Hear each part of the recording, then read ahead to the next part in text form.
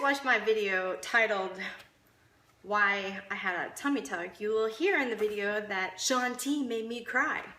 And why did he make me cry? It wasn't from working out, because I did it. It was all because at the end of the workout live, he called us up to the stage and gave me words of encouragement.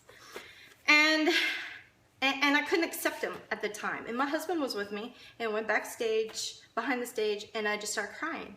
And I started crying because I didn't believe a word he said.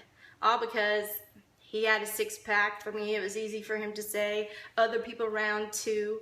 But that's because I was comparing myself. Something Sean T himself said, do not do. And I've heard it so many times before, but yet I still keep doing it.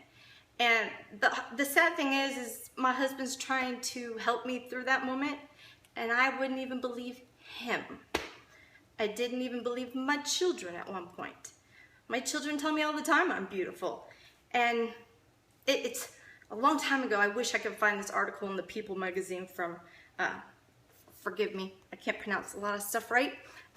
Channing Tatum, sorry. He mentioned that he didn't believe it either. The moment he started believing that he was awesome was the moment he felt awesome. Someday I'm gonna find that article again. But to prove this, I want to read you my journal. I kept this crazy journal when my husband was deployed a few years ago. And this entry is from June 1st, 2011. And I'm gonna warn you, it gets really deep and it's crazy, and I realize that, and I apologize, but this is who I was at the time. And understand, then I was 252 pounds. So, on June 1st, why do I want to cut my wrists and bleed to death, but won't, because my 4-year-old son would find me dead? Well, stupid as it is, I tried cleaning the kitchen, tried to put the radio up, but failed. So I took a shower to find only kids shampoo available in my long, thick ass hair that will be cut off. Then, only to get out to dry my hair, I used a towel that smelled like ass. It's the only one I could scramble up at the time. So then I go into my room and I scramble up one pair of panties that don't fit, and then I put on a shirt to discover it had been left in the washer probably for days. Then someone dried it, and so I smell like ass, even after a shower. The one pair of jeans I have left that fit me are dirty with stuff all over the butt. Wow, so awesome. I just want to fall asleep in my room and have it be clean. He tells me it's coming together, it's coming around, but it never does. I freaking stink, so does my house. I must go try to find some kind of clothes that fit my constantly growing fat ass. Wow. And that's just one of them. I mean, another one, like in the end of it, I'm saying things like, the kids don't want to go to the gym with me. They say they don't want to go. You're not fat, Mom, you're beautiful. I really hate myself for becoming this way. I don't believe anything they say. In fact, I blame them for my obesity and insanity. Isn't that not crazy? I was blaming my family. I was blaming my poor children, all because they were calling me beautiful.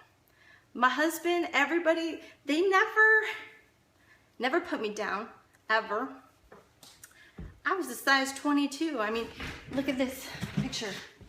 Me and my husband, we went to this ball, you know, in the Navy, and that day I felt gorgeous. I was wearing a size 22 dress, but the entire time I felt beautiful. But deep down inside, I didn't feel it at all.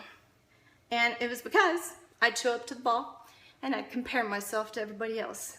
In fact, I've been known to not go to Navy functions with my husband because I don't want him known as the woman, well, the husband that has the fat wife. And it's stupid. I've given up so many things, and he's done so many good things with his career, and I just never went. I'm just now starting to go. But I'm always worried about how everybody else looks. Or, you know, they're doing so much better in their life. And see, comparison. I did it all the time. And and I don't want my kids to learn that either. But so many people say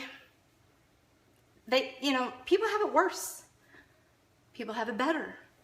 And lately I posted a video on my Facebook about a pastor was talking about the comparison trap. And if there's anything, if you're struggling with comparing yourself, and I do every single day, it's something I work on every single day, and hopefully I'll get there one day. I know I will. But he talks about there's no win in comparison. And he's right, because I know if I compare myself thinking I look better than somebody else, I feel like crap. It's stupid. Why would I do that to somebody? But then I look at somebody else and think, why can't I look like that? Why can't I be a Victoria's Secret model or blah, blah, blah, blah, blah.